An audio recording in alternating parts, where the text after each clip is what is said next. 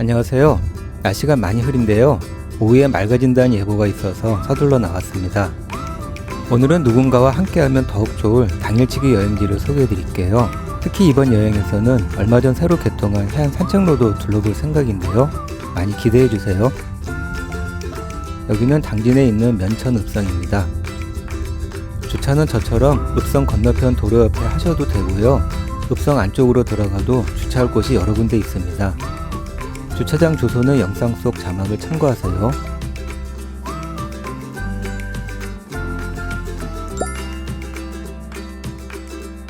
저는 지금 면천읍성 서문에서 남문 쪽으로 걸어가고 있는데요.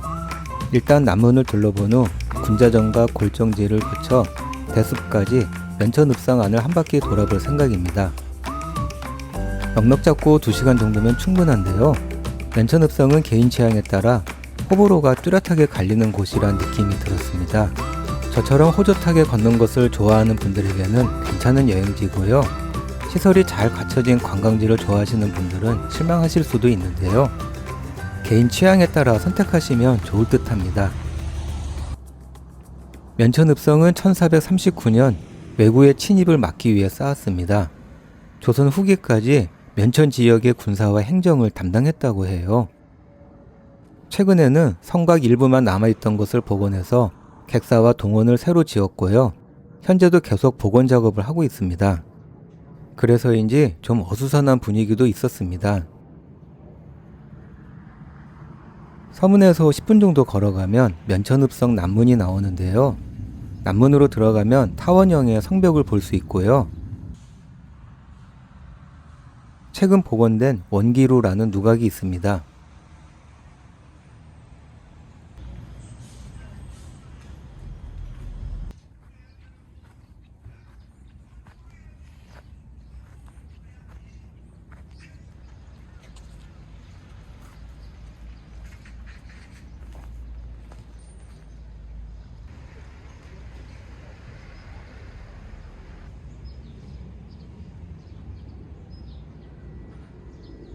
사방을 바라볼 수 있도록 만든 건축물이라 그런지 성 안팎이 눈에 잘 들어오네요.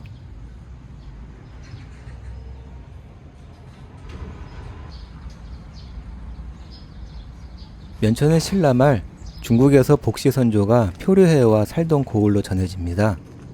복시 가문은 고려 개국공신 복지겸 장군 등 당대 걸출한 인물들을 배출했는데요. 고려 태조를 도와 공신이 된 박수리도 이곳 출신이라고 해요. 면천이란 지명에는 서북쪽 고산에서 많은 하천물이 흘러내려 물이 가득 모여 흐르는 고장이란 의미가 담겨 있습니다.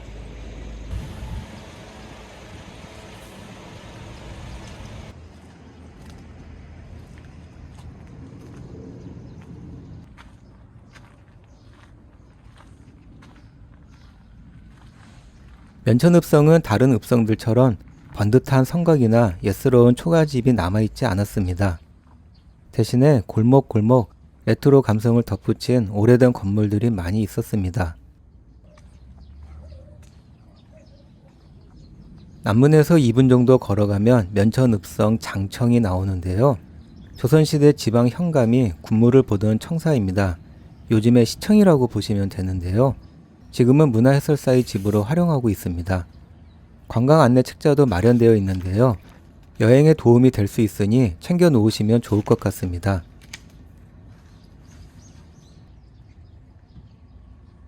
참 장청 앞에 주차도 가능하니 참고하세요. 먼저 군자정으로 향했습니다. 장청에서 1, 2분 정도 걸어가면 갈림길이 나오는데요. 오른쪽으로 조금만 가면 학생 독립운동 기념탑이 나오고요. 바로 앞에 연못인 군자지가 나옵니다. 이 연못은 고려시대에 조성된 것으로 알려져 있습니다.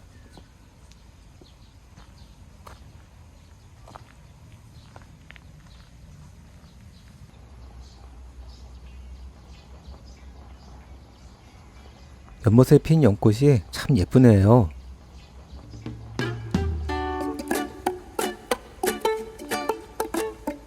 널찍한 돌다리를 건너면 군자정이 나오는데요. 군자정의 선이 영랑효공원이 눈에 들어오네요. 영랑효공원은 고려의 개국공신 복지겸 장군의 딸 영랑의 효송을 기리기 위해 조성되었습니다. 맨천에는 영랑의 효설화가 전해져 내려오는데요. 영랑이 아버지의 병을 고치기 위해 100일 기도를 올리던 중 안샘의 물로 술을 만들어 아버지에게 드리라는 신령의 계시를 받고 그대로 했더니 아버지의 병이 나았다는 이야기입니다. 영랑효공원에는 지금도 영랑이 술을 빚을 때 사용했던 안샘이 보존되어 있습니다. 지금은 이 술이 두변주로 면천의 특산품이 됐다고 하네요.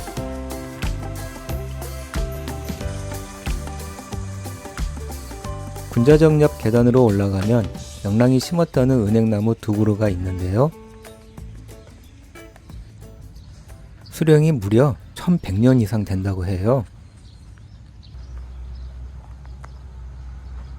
현재 천연기념물로 지정돼 국가의 보호를 받고 있는데요. 두 나무 모두 20m를 훌쩍 넘고 둘레는 성인 남자 6명이 양팔을 뻗어야 감쌀 수 있을 정도라고 합니다. 군자정을 나와 골정지로 향했습니다. 큰 길을 따라 면천교회 쪽으로 5분 정도 걸어가면 작고 아담한 연못이 나오는데요. 실학자 연암 박지원이 1800년 면천 군수로 재직할 때 조성한 골정지입니다. 박지원이 3년간 이곳에 머무르면서 버려져 있던 골정지를 정비하고 농업용수로 이용할 수 있게 했다고 해요. 연못 한가운데에는 축대를 쌓아 만든 섬이 있는데요. 그 위에 초가지붕 정자가 시선을 사로잡습니다. 박지원이 손수 지었다는 초가정자 공곤 1초정입니다. 이름은 하늘과 땅 사이 초가 한 채란 뜻이라고 하는데요. 중국의 시인 두보의 식구에서 따왔다고 합니다.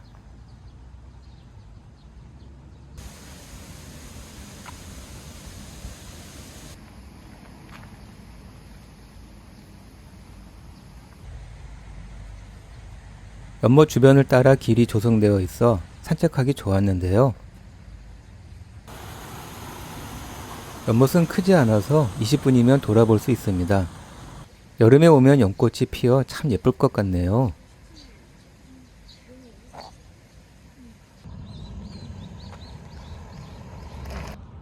장청으로 가는 길에 대숲이 있어 잠시 들러봤습니다.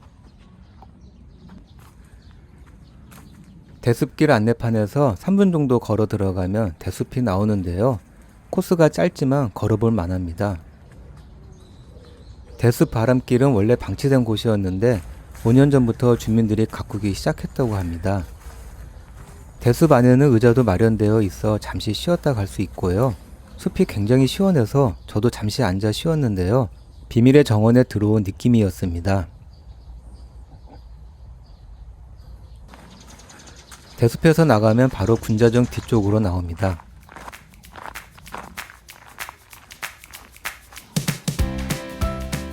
면천읍성 마을 안에는 식당들이 여러 개 있는데요. 콩국수 거리인지 모두 콩국수만 팔고 있었습니다. 점심 때도 되고 궁금하기도 해서 들어가 봤는데요. 아주머니에게 물어보니 면천은 예전부터 콩국수가 유명했다고 해요.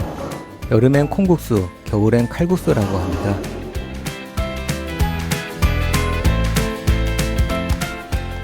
그런데 정말 구수한 맛이 일품이었습니다. 면천에 오시면 꼭 한번 드셔보세요.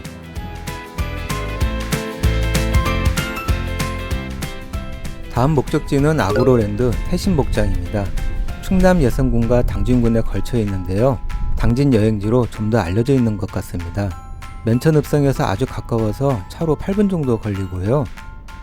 길 중간에 설치해 놓은 소조형물이 인상적이었습니다.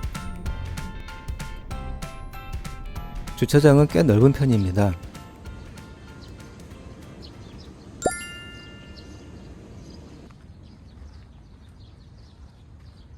주차장을 지나면 가장 먼저 우유농가라는 카페가 눈에 들어옵니다. 목장 매표소로 가려면 여기를 통과해야 하고요. 목장 이용과 관계없이 차와 브런치를 즐길 수 있습니다. 빵들이 참 맛있어 보이네요. 우유농가 2층으로 올라가면 아그로랜드 전경을 조망할 수 있습니다. 우유농가를 나가면 넓은 공터가 눈에 들어오는데요. 여러 조형물이 설치되어 있고 실제 송아지를 볼 수 있습니다.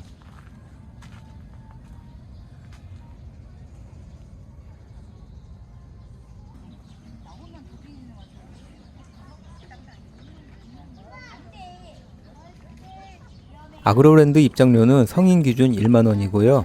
지역 주민은 10 내지 20% 할인된다고 하네요. 입장권을 구매하면 트랙터를 타고 목장을 돌아볼 수 있습니다. 체험권을 사시면 목장 체험, 승마 체험 등도 가능합니다. 마침 아이들이 건초주기 체험을 하고 있었습니다.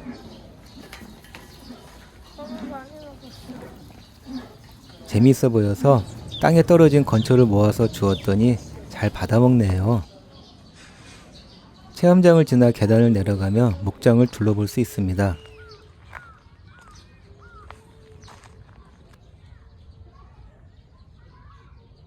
처음 오는 곳이라 어디로 갈지 몰라 초지가 있는 쪽으로 무작정 발걸음을 옮겼는데요. 결과적으로는 잘 간 것 같습니다. 흰 염소가 눈에 들어왔는데 가까이 가보니 진짜 염소였습니다. 오랜만에 염소를 보니 정말 반갑네요.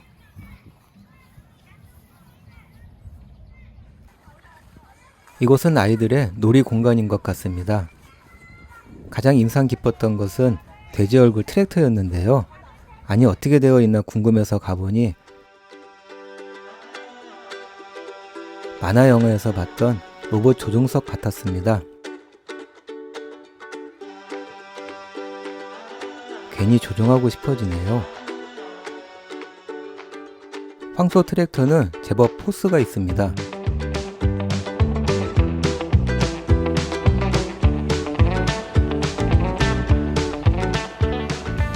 여기를 지나면 연못 분수가 나오는데요. 연못 건너편으로 트로이의 목마가 보입니다. 가까이 다가가니 제법 커 보입니다. 안에도 들어갈 수 있게 되어 있네요. 아이들이 한나절 놀기에는 부족함이 없어 보입니다. 자꾸 놀고 싶은 생각이 들어서 빨리 빠져나왔습니다.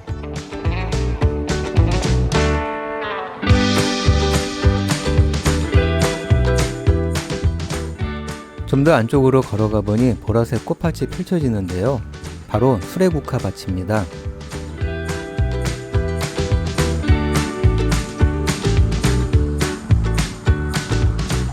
날씨가 조금 아쉽지만 수레국화가 장관입니다. S자 형태의 산책로를 따라 펼쳐지는 수레국화 풍경이 참 보기 좋았습니다.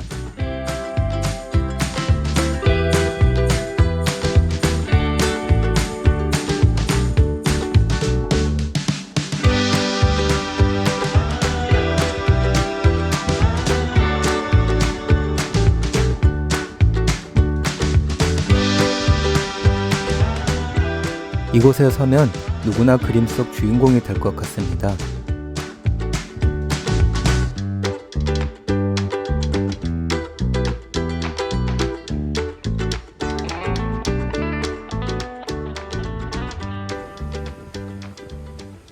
수레꽃밭 끝에는 초록색 문이 있는데 컨셉이 재미있네요.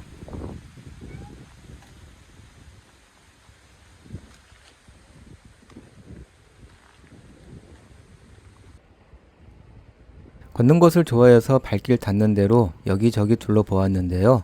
구역마다 특색이 있었고요. 제대로 둘러보려면 5시간은 좋게 걸릴 것 같았습니다.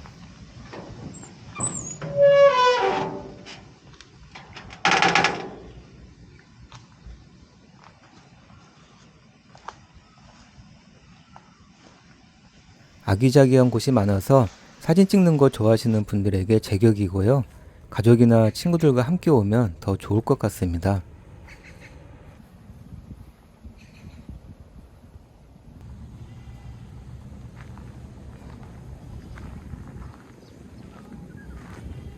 나올 때는 트랙터가 궁금해 타봤는데요. 입장권을 사신 분들은 누구나 이용 가능하고요. 목장 내를 한 바퀴 도는 코스입니다. 너무 덥거나 걷기 힘드신 분들은 트랙터를 타고 이동해 보시는 것도 좋습니다.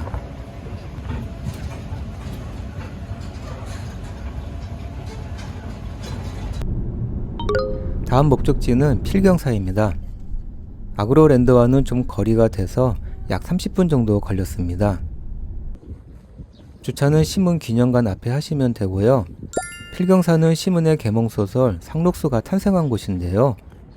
필경사는 붓으로 밭을 일군다는 뜻이라고 해요. 필경사 공원에는 상록수 속 인물 조형물들이 전시되어 있고요. 좀 더 안쪽으로 걸어가면 필경사가 나옵니다.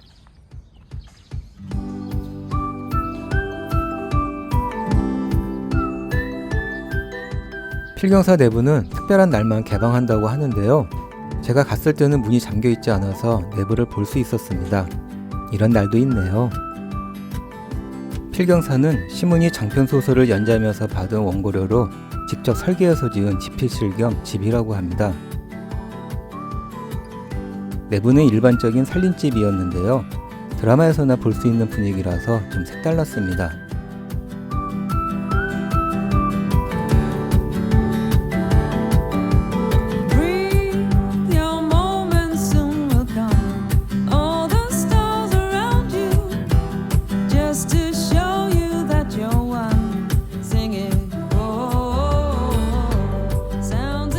시문기념관에선 시문의 주요 작품과 집필할 당시 쓰던 책상 등의 유물을 비롯해서 시문의 생애를 만나볼 수 있는데요. 문학기행에 관심 있는 분들은 상록수의 배경이 된 상록수 교회와 상록수 공원을 둘러봐도 좋을 것 같습니다. 이번 여행의 마지막 목적지인 한진포구로 향했습니다. 최근에 해안 산책로 전 구간을 개방해서 이번 여행에서 가장 기대했던 곳입니다. 한진포구는 필경사에서 8분 정도면 도착하는 가까운 곳입니다. 내비를 한진포구 전망대로 검색해서 오시면 한진포구 주차장으로 오게 되고요. 주차장은 그런대로 넓은 편이고 주차비는 무료입니다. 한진포구는 아산 방조제가 건설되기 전에는 인천항으로 가는 여객선을 운항하던 곳이었는데요. 지금은 해산물을 파는 상인과 횟집들이 들어서 있습니다.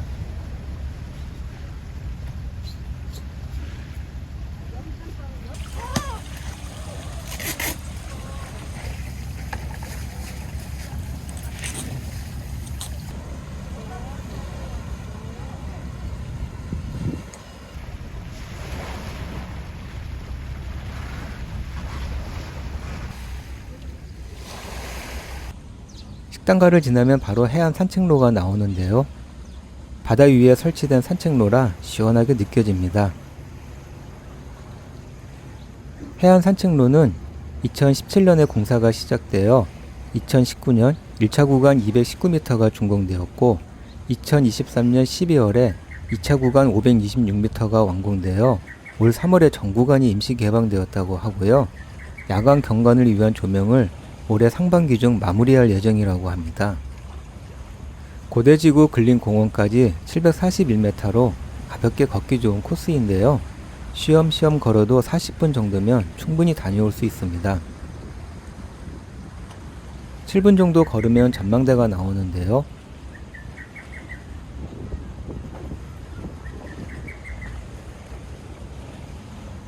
전망대에서니 바다가 시원하게 펼쳐집니다. 서해라서 물이 좀 흐릴 거라 생각했는데 의외로 색깔이 푸르네요. 날씨가 좋았으면 더 좋을 뻔했습니다. 전망대에서 대략 8분 정도 거리에 두 번째 조형물이 보이는데요. 물고기를 형상화한 것처럼 보였습니다.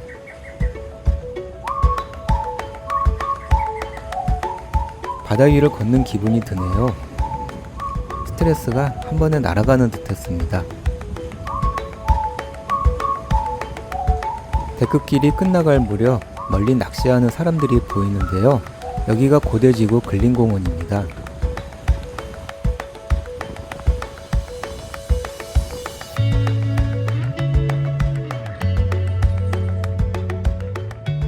돌아오는 길 해안 산책로는 햇빛을 받아 풍광이 더 아름다워 보였습니다. 19세기 미국 의대 교수였던 데니얼 드레이크가 말했죠. 여행은 모든 세대를 통틀어 가장 잘 알려진 예방약이자 치료제이며 동시에 회복제이다. 이번 주말 떠날 준비 되셨나요? 오늘 여행은 여기까지입니다. 시청해 주셔서 감사합니다.